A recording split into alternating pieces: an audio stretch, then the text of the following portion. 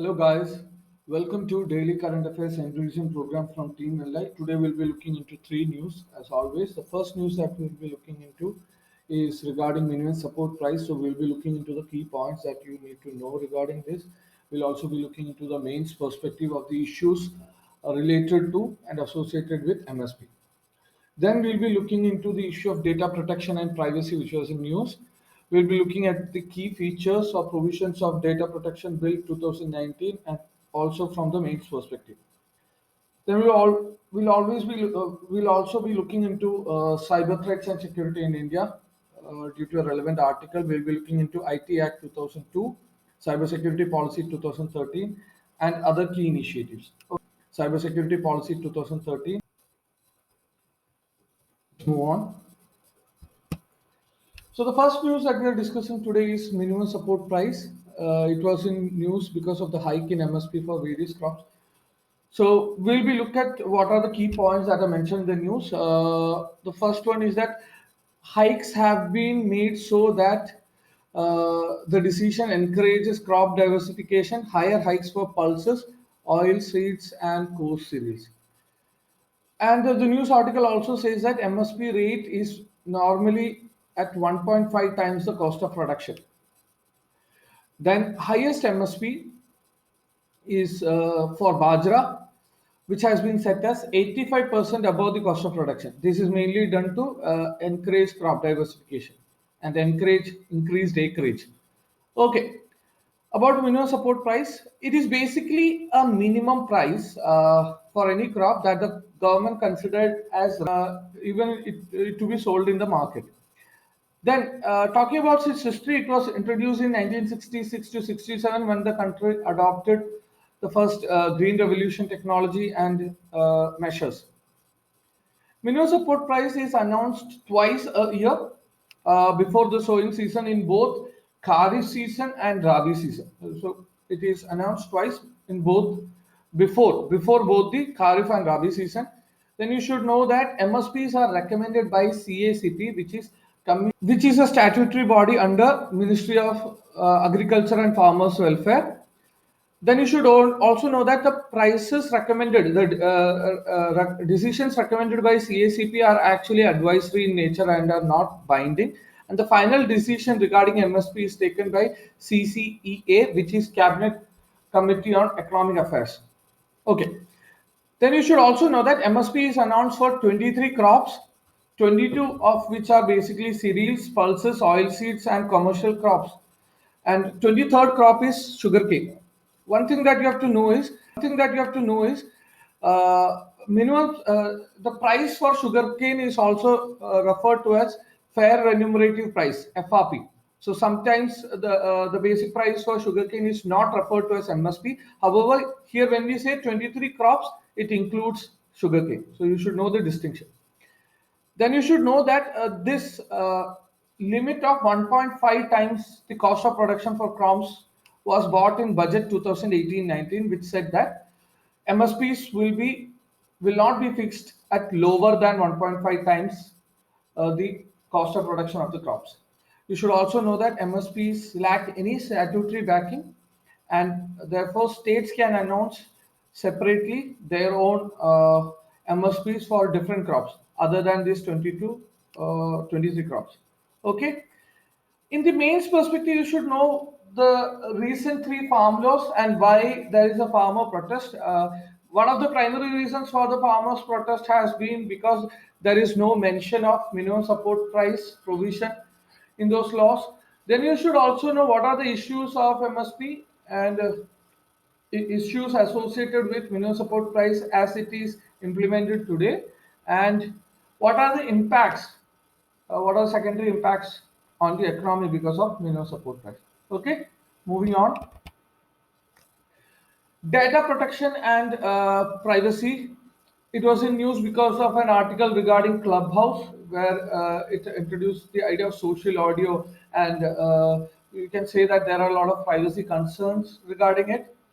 So the news article talks about issue of privacy and difficulty in content moderation, as it's an audio medium, unlike other social media where it is primarily based on text.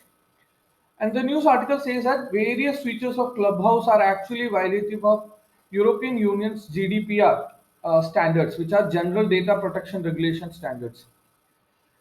And it also discusses the issue of big tech giants, how they normally acquire killer acquisition, which is referred to as killer acquisition, normally acquire of a startup such as this or clone similar features into their mainstream products.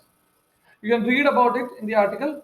I'll be going into what are the important provisions of data protection bill in this context.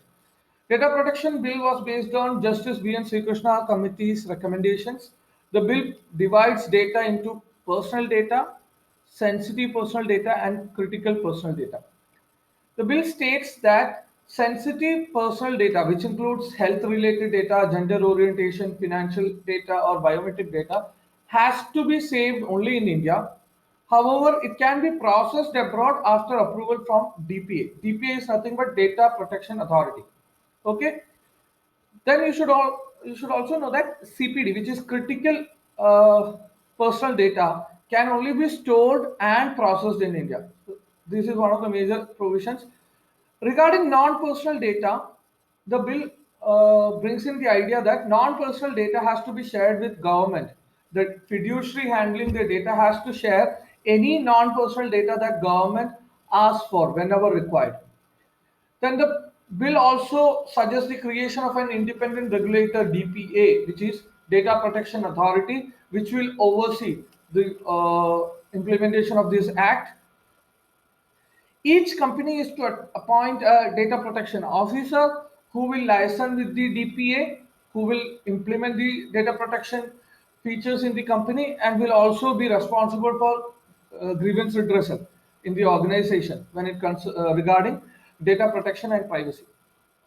The bill also grants individuals the right to data portability, which basically means every individual will have a right to transfer data from one platform to another platform of his choice, and also right to be forgotten, which is inspired from the GDPR regulations. Right to be forgotten basically means that a person can choose to delete or erase all data from any platform that he or she wishes, and it is basically referred to as right to be forgotten.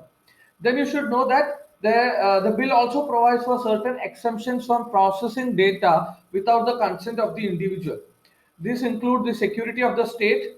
So basically, a data of a person can be availed and processed without the consent of the individual when it concerns the security of the state, when it has something to do with detection of unlawful activity or fraud or medical emergency or credit scoring of the individual or whistleblowing, etc. In the mains perspective, you should know the need for a data protection bill, advantages, challenges. You need also know about right to privacy as part of fundamental right and Puttaswamy case, etc.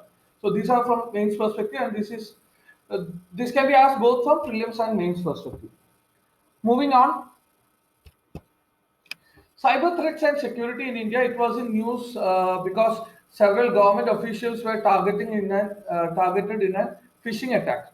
So you should, on a primitive level, you should know what are the different types of cyber attacks. What is a malware? Malware is any.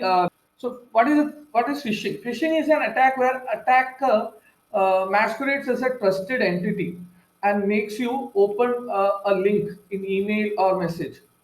I think most of us have seen phishing attacks.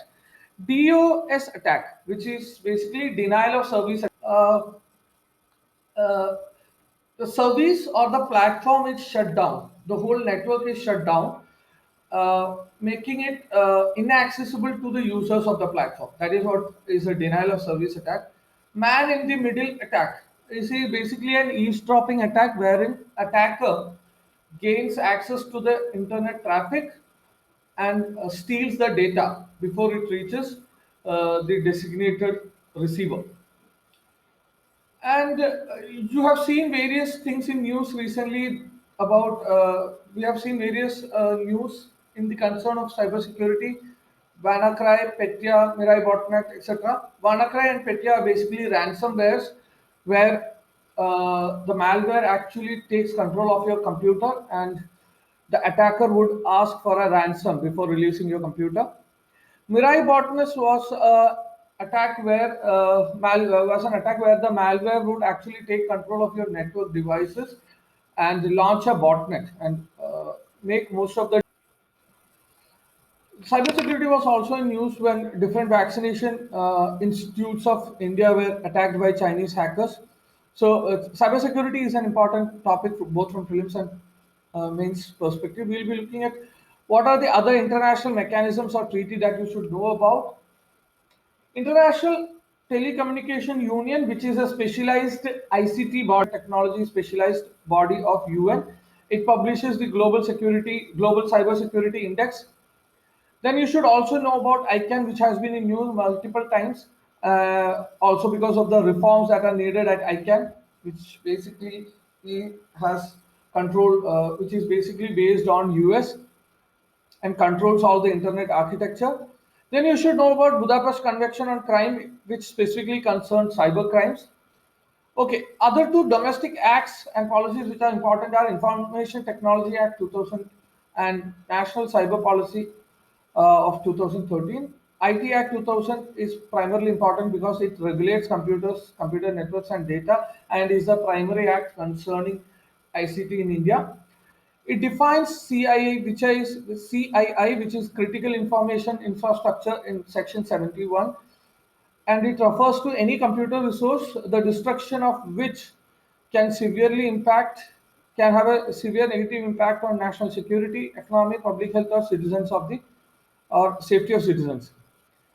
It also talks about the creation of National Critical Information Infrastructure Protection Center to secure India's critical information infrastructure. This is important.